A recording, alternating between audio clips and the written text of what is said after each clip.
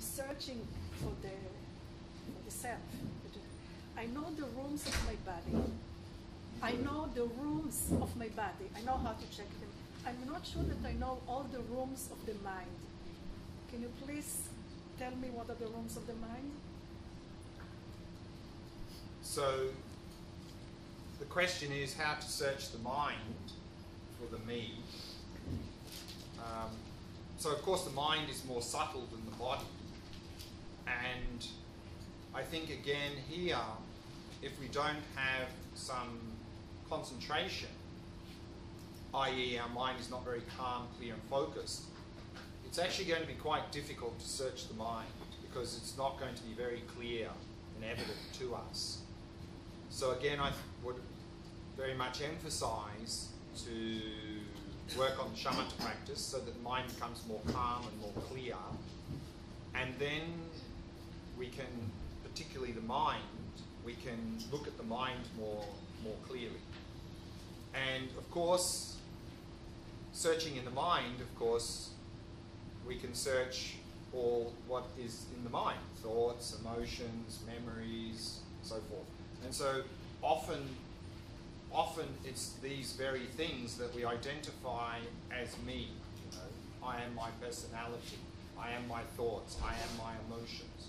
So you can look at all of these things and see if there's actually a me there from its own side. But again, I think to really search the mind well, it's very helpful if our mind is very clear to be able to do that. So again, the shamatha practice. I think if we really put effort into the shamatha practice, I think this vipassana, the wisdom practice, becomes a lot easier. A lot easier. How can I search if I don't know what How can you search? If I don't know what I'm looking for. Don't know what you're looking for. Okay. So again, that's, as the question before was, this is the most important point in the whole investigation, is that we are looking for the me that we identify with, the me that we have as the basis of our behavior. So the me we're looking for is the me that we identify with, that is the basis of our behavior. Because that's the me that gets us into trouble, that identifying with that me. So that's why it's important at the beginning of the meditation to have a clear picture of that me. And so that's why yesterday's meditation I started by saying, imagine a situation where you're being praised. Usually if we're being praised, we have a strong sense of me, the me is being praised, or even more so if we're being criticised, probably even stronger sense of me that's being criticised. That's the me that we're identifying with in our behaviour. That's the me we need to look for. We have to have a clear picture of that me. If we don't, the search won't work. For example, if we're searching for a particular person in a crowded room and we don't have a clear picture of what that person looks like, we can search all day and we're not sure. Maybe that's them, maybe not, I don't know. So if we don't have a clear picture of how we see ourselves existing, then there's no point in doing the search, because we're not going to conclusively find out one way or the other whether that me exists or not. So that's why it's recommended as a beginner, often at the beginning of this practice, is just sit there and artificially bring on a strong sense of me. Because often when we sit down and meditate, the body relaxes, the mind relaxes, and then the strong sense of me usually dissipates.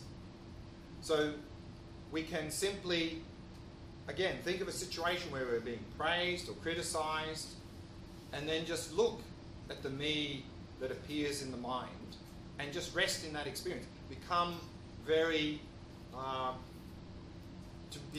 clear how that me looks to us. That's the me we're looking for. If we don't have a clear picture, then of course we're not going to know whether or not I exist. Because often what happens is we don't have that, and then instead of that, people start to look for their intellectual idea of who they think they are, based on some sort of belief system. And then of course, we're always going to find something. No? So again, this is why the shamatha practice is important. If we don't have shamatha practice, it's not going to be very easy to have that clear picture of me, because we're going to be distracted, dull, and so forth. Again, if we engage in the shamatha practice as a basis, that clear picture of me becomes more and more clear, and then we'll know what we're really looking for. I apologize, but I didn't understand the answer, because the me that was criticized or praised yesterday, I know that mind is not here today. That mind is not here today. So I've done the work, because it's not fun to the mind that was criticized, gone. I'm not offended anymore. I'm calm. I'm very happy now. It's not there, so I know it's not fun. So I've done the work. but it was there at that time. But it's gone, so it's not Right, fun. but what we're saying is that way of seeing ourselves is there 24/7. It's there 24/7. It's more evident at that time when you're getting criticised, but now you're sitting there speaking, it's there. But as a beginner, it's not so obvious. It's harder to see it. So as a beginner, it's good to think of a situation where that me is more obvious. As our shamatha practice improves and we get into this practice, we won't need to do that. We'll just sit there, and just sitting there quietly, we will see the sense of me here meditating. But as a beginner, because we're not very good at doing that, it's not so obvious. So it's harder to see the me if we're quietly meditating. That's why we need to artificially bring on a strong sense of me. There it is. But again, as shamatha improves and we get into the practice, we won't need to do that. We just sit, and then just the me who's here meditating. Where is this me that's meditating? Maybe we just look in the mirror. Sorry, look in the mirror. Why then do our teachers say that it is so difficult to find the object of negation, and once we do find it, have enlightenment? Yeah. So again, exactly this point. Exactly this point. It's difficult to see this because our mind is not clear now. It's like the example again of finding a person in a room.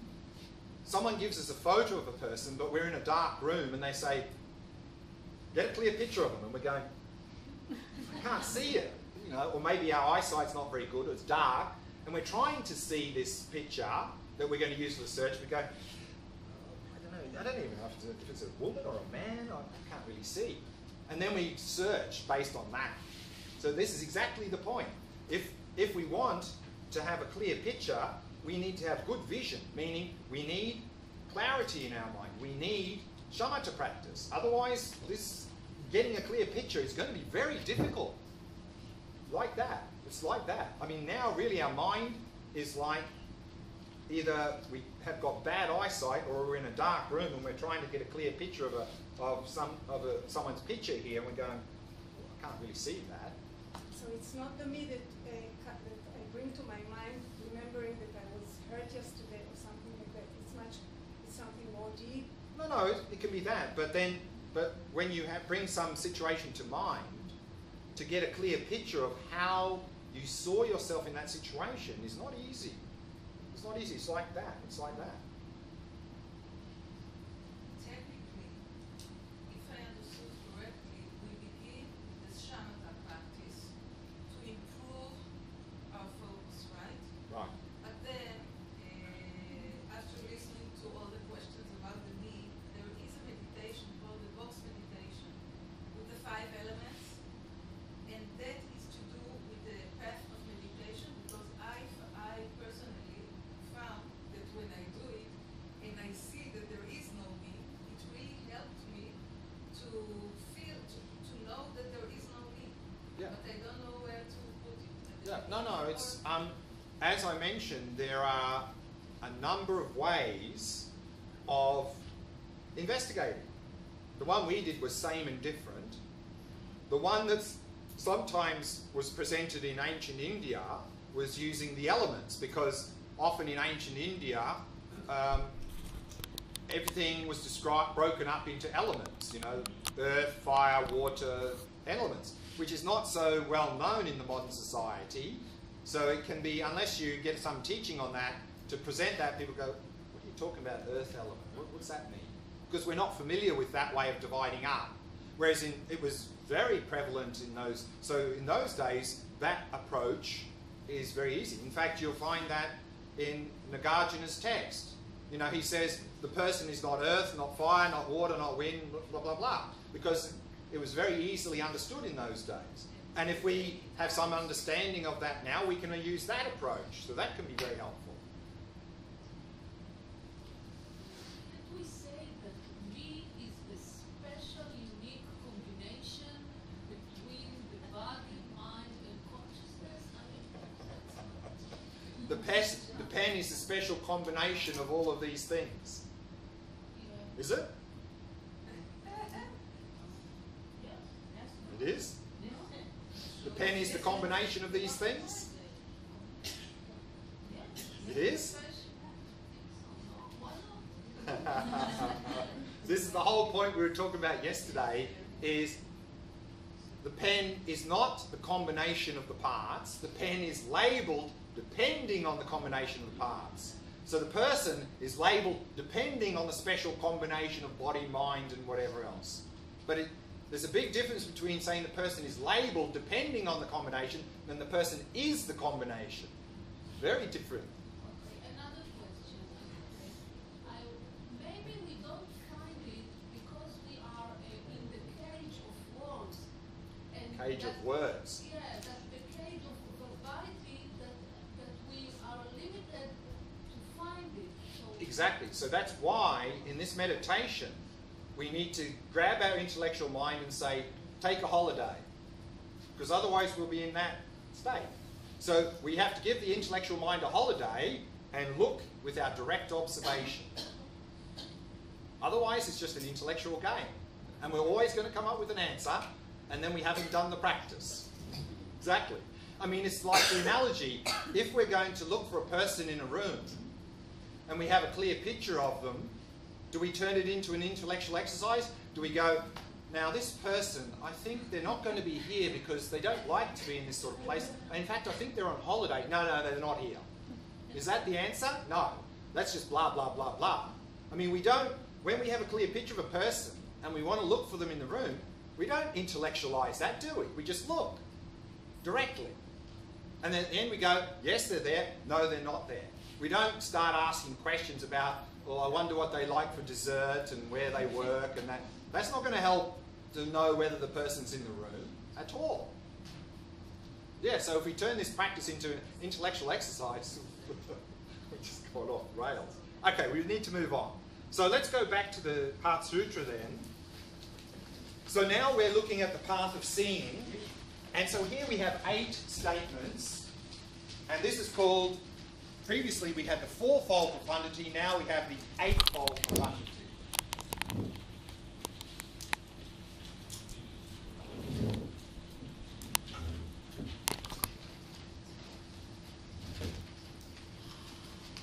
And so here we have 8 statements. The first is, Shariputra, likewise, all phenomena are emptiness. So this is the profundity of nature.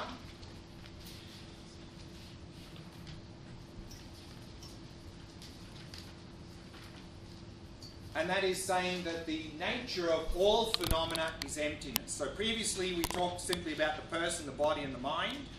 Now we're saying here, all phenomena are emptiness. That means the ultimate nature of all phenomena is emptiness.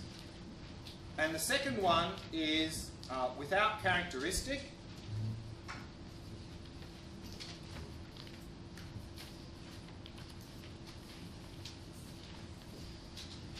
So this is the profundity of characteristics, meaning not only is the ultimate nature of all phenomena emptiness, but the characteristics of all phenomena are also empty of inherent existence. And then the next two go together, which is unproduced, unceased.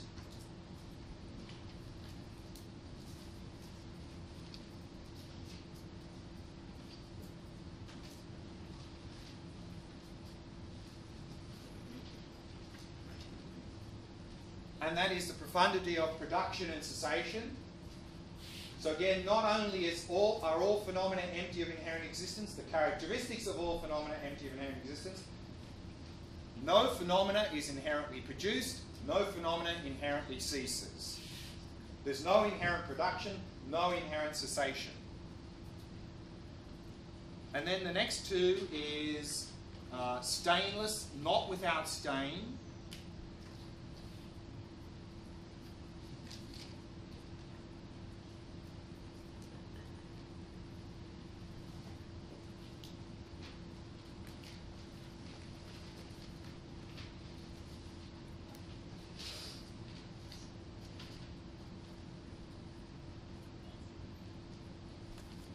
And that is the profundity of defilements and freedom from defilements. So here when we talk about defilements or stains, we're talking about the mental afflictions. So therefore, none of the mental afflictions in our mind inherently exist, and there's no inherent freedom from defilements either. And then we have the last two is not deficient, not fulfilled.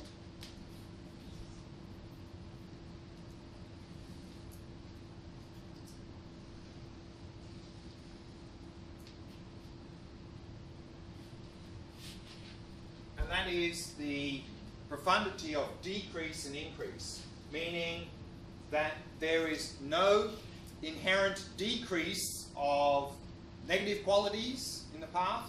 There's no inherent increase of the positive qualities. So negative qualities and decrease do not inherently exist, and the increase of positive qualities also does not inherently exist. None of these things inherently exist. So this is explicitly teaching that none of these things inherently exist. Implicitly, this is teaching things have a conventional nature, things have characteristics, things are produced, things cease, there is mental afflictions exist, there is freedom from the mental afflictions. We will decrease negative qualities in the path and we increase positive qualities in the path. That's the implicit teaching. Explicitly, none of those things inherently exist. So this is the teaching here. Any questions about this? 7 and 8, finally, please. Yeah. So decrease is talking about decreasing of negative qualities or faults. And increase is talking about increasing positive qualities. And so what this is saying here is that there is no inherent decrease of faults or negative qualities. There's no inherent increase of positive qualities. But there is, of course, implicitly, we are decreasing faults, negative qualities. We're increasing positive qualities in the path. But they don't inherently exist. Yeah. These are adjectives of something I don't quite understand. Adjectives. Number 2 to 8. Are these adjectives of nature? No. They're just talking about phenomena, different phenomena. So here we're talking about all phenomena. Okay, Here we're talking about all characteristics of all phenomena. Here we're talking about the production of phenomena. Here we're talking about the cessation of phenomena. Here we're talking about mental afflictions. Here we're talking about freedom from mental afflictions. Here we're talking about negative qualities or faults. And here we're talking about positive qualities. But if nature per se is empty, what Well, no, nature here is just all phenomena. okay, if The ultimate nature of phenomena is emptiness. Okay, if number 1 is empty, what do you add by number 2 to 8? I mean, Nothing. Except greater perspective. okay. Yeah, you're not adding anything. In fact, we often see if you realize the emptiness of one, you realize the emptiness of all. But what we're trying to do here is to deepen our understanding of emptiness by looking at it from many different perspectives. Yes, there's nothing more here than here. No, That's what I'm asking. it's different perspective. Thank you. Yeah. So question, why does it have to say, Why does it? why does it have to state 2 words for stainless and not without stain? Why does it have to Yeah. So stainless is talking about The stain is the mental affliction. Stainless means no inherently existent stains. That's what stainless means. Stain is mental affliction. The less means no inherently existent stain. What does it have also to say Not without stain. Without stain is the state of freedom from mental afflictions. Not means the freedom is also not inherently existent. So not and less are both saying not inherently existent.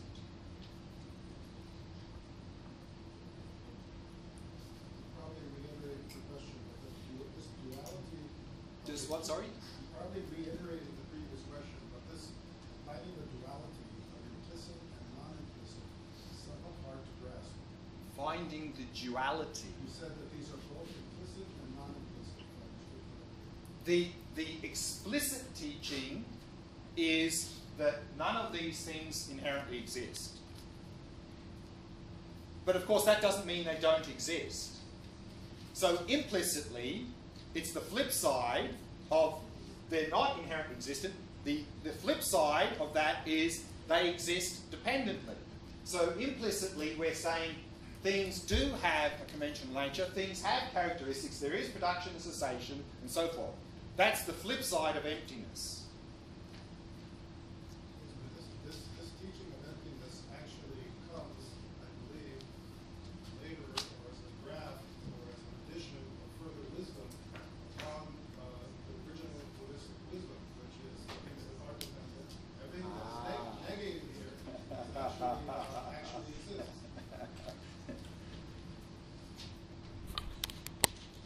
All Buddhist schools say things are dependent. No one argues with that. The question is, what do we mean by that? The earlier Buddhist schools say things are dependent, and at the same time they say things inherently exist. They don't see any contradiction. So here, the idea of dependency is going a bit deeper. In fact, here we say things can't be dependent if they inherently exist. So, superficially, they're all saying the same things. Things are dependent, but we need to look at what do they mean by that. And so here, we're sort of taking it to another level. Okay. So now let's go to page 2. And so we see here, this is referring to the path of meditation. So again, before we look at the text,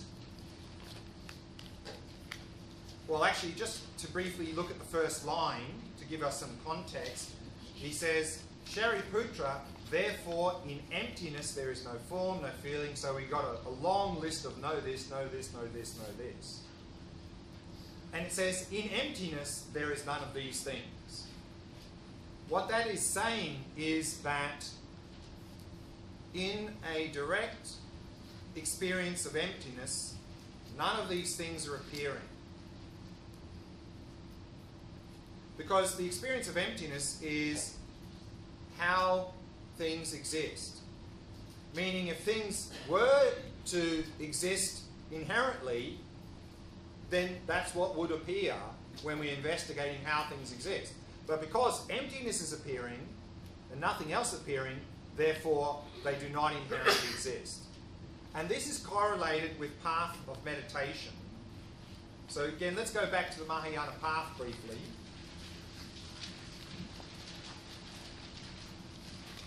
And so we see on the path of meditation here, the word meditation actually is coming from the Sanskrit word bhavana.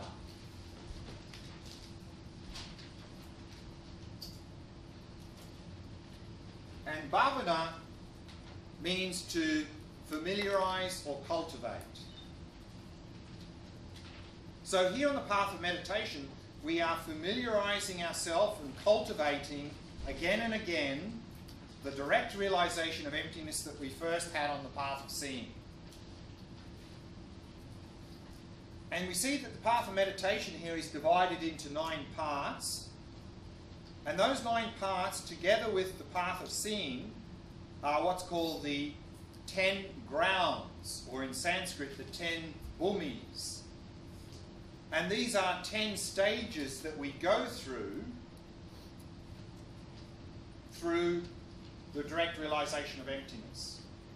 And as we move along these 10 grounds, we are, through a direct realization of emptiness again and again, we are wiping out more and more subtle layers of ignorance and mental afflictions. And we see that at the end of the 7th ground, if we go down below that, number 9, it says nirvana. So by the end of the 7th ground, we have now, through our realization of emptiness, we have wiped out all ignorance, all mental afflictions, and thereby transcended samsara and achieved nirvana. So we've got rid of what's called these afflictive obscurations, which we briefly mentioned yesterday. But as I mentioned yesterday as well, is that we also have these very subtle stains in our mind that cause this mistaken dualistic appearance. These are very difficult to get rid of. And that's what we're getting rid of over the last 3 grounds here, 8, 9 and 10. And these are called the cognitive obscurations. This is what's stopping us from achieving enlightenment. So over the 8th, 9th and 10th ground, again through a realization of emptiness, we are slowly wiping out these stains in our mind that cause this mistaken dualistic appearance. And then a little bit later we'll have a look at then what happens at the end of that 10th ground. That's coming up in the next section. So this is what's happening over the path of meditation. So let's go back to the Heart Sutra and have a look at the text.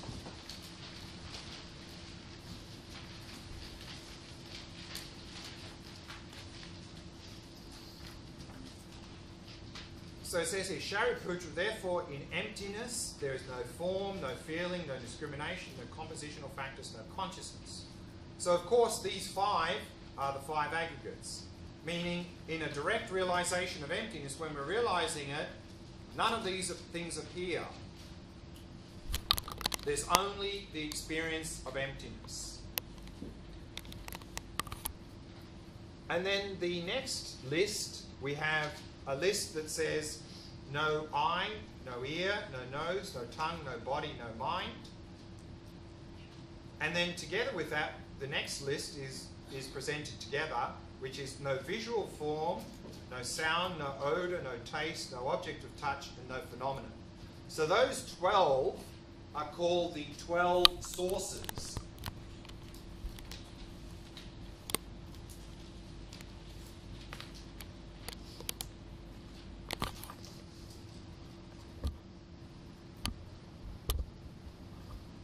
They're called the 12 sources because they are the sources for generating consciousness. And so the first 6, no eye, no ear, no nose, no tongue, no body, and so forth, these are the 6 sense faculties.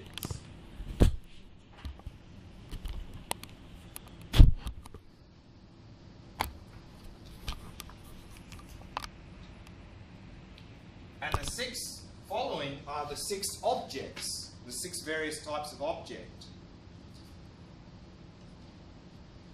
For consciousness to be generated, we need 3 conditions.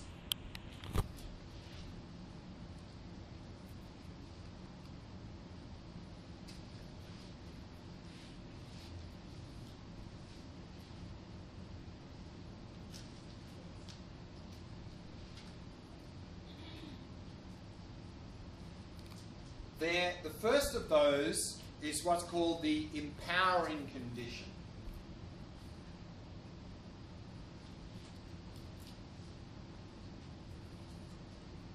And the empowering condition is the sense faculty.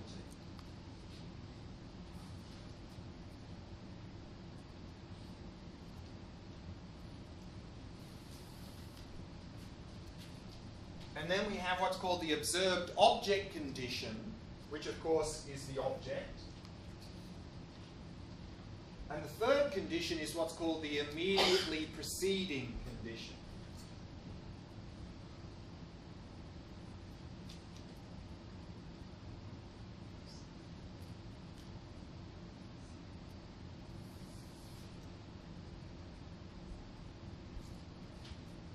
For example, the three conditions necessary for, let's say, for the consciousness apprehending the cup, for that to arise, we need three conditions. We need the empowering condition, which of course is the sense faculty. We need the object, the cup, and then together with that, we need the immediately preceding condition, which is the moment of consciousness. So we have consciousness active now. That comes together with the object and the sense faculty, and then in the next moment, then we generate a consciousness apprehending the cup. So these are what's called the 12 sources for consciousness, is that we need the sense faculty, the object, and then of course whatever consciousness is active in the moment. Those three things come together, which causes the consciousness apprehending that object to be generated. Any questions? Sounds like you're talking about the object as independently existing. But in fact, what we perceive. So, again, for us now, if there's causal efficacy, that seems to imply that things must exist inherently independently for it to be causally efficacious. That's what it seems like. So we're stuck in the two extremes. Either there is this real functioning world, causal efficacy, or there's no world. So when we present this presentation of cause and conditions, we say, oh, that looks like it exists independently. Because that's what we're stuck in, these two extremes. True. Okay. Then if we look at the next presentation, it says there is no I element and so on, up to and including no mind element and no mental consciousness element. So these are called the 18 elements, or dhatus.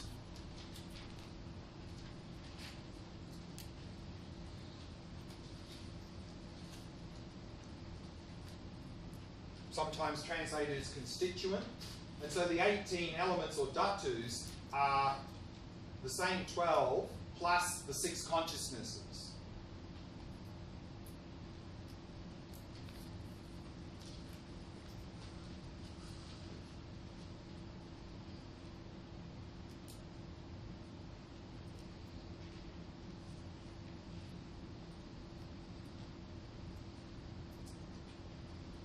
So of course the 6 consciousnesses are the 5 sense consciousnesses and the mental consciousness.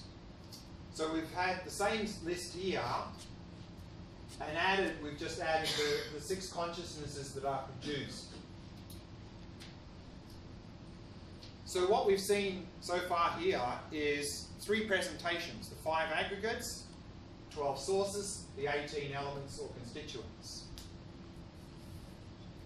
All of those 3 presentations can be presentations describing all functioning things. The 5 aggregates often is used as a presentation for the person, but also we can use the 5 aggregates presentation for all functioning phenomena. Then the form aggregate is simply all physical phenomena. And then the other 4 aggregates are all mental phenomena. And similarly, these 2 presentations also describe all functional phenomena. So we have 3 presentations for the same thing. And then the question is, well, why do we have 3 when we only need 1?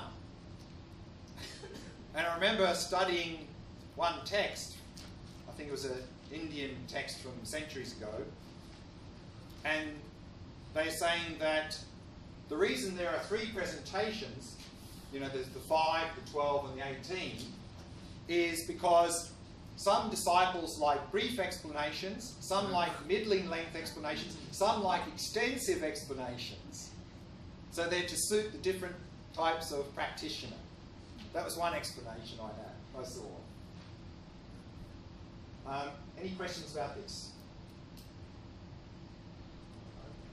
What occurs to me is you mentioned why there are 3 different types. It's another way of illustrating that basically all 3 of them are empty. It doesn't matter if you look at it this way or that way. Sure, exactly. I mean, of course, I think these 2 presentations are, one of the reasons they're presented like that is to sort of understand the mechanisms as well.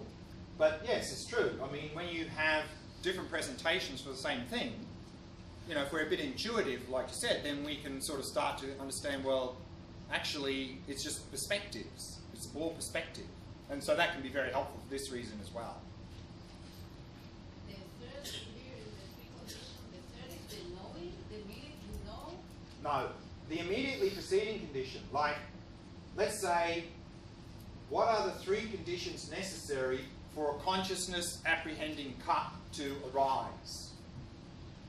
One is we need the empowering condition, the I faculty. We need the object. The immediately preceding condition is the moment of consciousness that is active now, which the consciousness now could be thinking about something, could be listening, could be looking at something else, doesn't matter. But we have, in the present moment, the consciousness. We also have the I faculty, and we have the object. So in the present moment, those 3 things come together, and in the next moment, then we have consciousness apprehending cut is generated. But can you detail what are the 6 objects and the 6 consciousness? Yeah. So the 6 objects are the 5 sense objects: visual, sound, smell, taste, tactile. And the 6th object is mental objects: thoughts, emotions, memories, and so forth. And the 6 consciousnesses are the visual consciousness, which sees colours and shapes; auditory consciousness, like that. It's all from the sense. Like The 5 senses plus mental. all the 3. Yeah, all the same. We have the 5 sense faculties, the mental faculty, the 5 sense objects, the mental objects, and the 5 sense consciousnesses and the mental consciousnesses, yes. Okay. Then, if we move to the next presentation,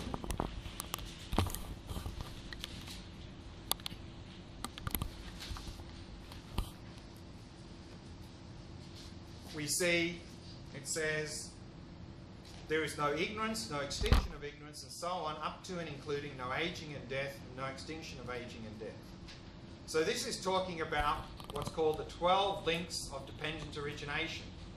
So to talk about those, we have a chart at the end of your booklet, which we'll look at now.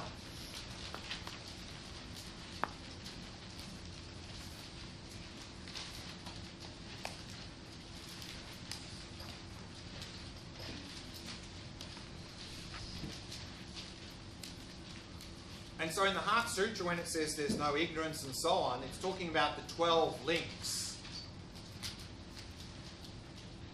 And the 12 links are the 12 diagrams on the outer circle here. But before we look at those 12 links, just a brief summary of the rest of the diagram. So this is called the Wheel of Life, or in Sanskrit, Bhava Chakra. And this is describing how we are stuck in this cycle of existence called samsara due to our ignorance and mental afflictions. But it also describes how to break free of samsara, how to achieve nirvana. And so we see that this wheel of samsara is held by a monster, and the monster here is called Yama, the Lord of Death. So this monster is symbolizing death and impermanence. And you see the monster is biting the wheel with his teeth, meaning that literally we are trapped in the jaws of death, that we are constantly cycling birth, aging, death. Why are we stuck in that cycle? we have to go right to the middle. Right in the middle, we see three animals, a pig, rooster, and a snake. These are symbolizing the three poisons which we briefly talked about yesterday. Ignorance is symbolized by the pig, attachment, the rooster, and aversion, the snake. So we saw yesterday in that suffering and its causes chart that due to our fundamental ignorance, misunderstanding nature reality, grasping onto independent me, independent world, from that comes attachment and aversion. Attachment to pleasant, aversion to unpleasant. In this diagram, you see each animal is grabbing the tail of the other animal. In some versions of this diagram, you'll see the pig is grabbing the tail of both the rooster and the snake, meaning out of the mouth of ignorance comes attachment and aversion. But this is also okay because it means that each one is reinforcing the other. And those mental afflictions, of course, lead to all the other mental afflictions, and that's driving our behavior. And our actions is the next circle out, where we see on the left side is white, on the right side is black. So the white is symbolizing our positive or virtuous behavior, and the black is symbolizing our negative or non-virtuous behavior. And then due to our actions, we end up in certain states. And that is the next cycle out, which here is divided into 5. Sometimes it's divided into 6. And this is symbolizing all the different types of existences that are possible. And so we see sort of from 10 o'clock to 2 o'clock, some houses and people wandering around doing various activities. So this is what's called the human realm of existence. And then if we go over from 8 o'clock to 10 o'clock, we see some animals and birds and fish. So this is the animal realm of existence. And then if we go from 10 o'clock to 12 o'clock, we see sort of two groups of people in the same area, one above the other, one below. The above is symbolizing what's called the Deva realm, and the one below is called the Asura realm. So in this type of existence, they have a lot of pleasure and live very long lives. But here they're firing arrows at each other, and that's symbolized by the fact that the beings on the lower part are sort of jealous of the ones in the upper half. And that's also symbolized in the middle. We see a tree. The root of the tree is in the Asura realm. The top of the tree, where all the fruit is in the Deva realm. So the Asuras are sort of missing out on the fruit. So these two are also two types of existence that are possible. And the beings here have don't have bodies like ours. They have very subtle bodies of light, and they live a long time. And then if we go from 2 o'clock to 4 o'clock, we see some beings there not having a very good time, and some with flames coming out of their mouth and so forth. So this is the Preta realm. And then down the bottom from 5 o'clock to 7 o'clock, we see some flames and torture and so forth. This is called the Narak realm. And so in this type of existence, tends to be a lot of suffering, symbolized by the flames and so forth. The question, of course, often arises, are these actual types of existence, or are they some sort of psychological state within the human realm? Certainly we can relate to all of those types of experiences in our own life. Sometimes we have very blissful types of experiences, so that's like Asuras and Devas. Sometimes maybe we have problems even getting food and get hungry and so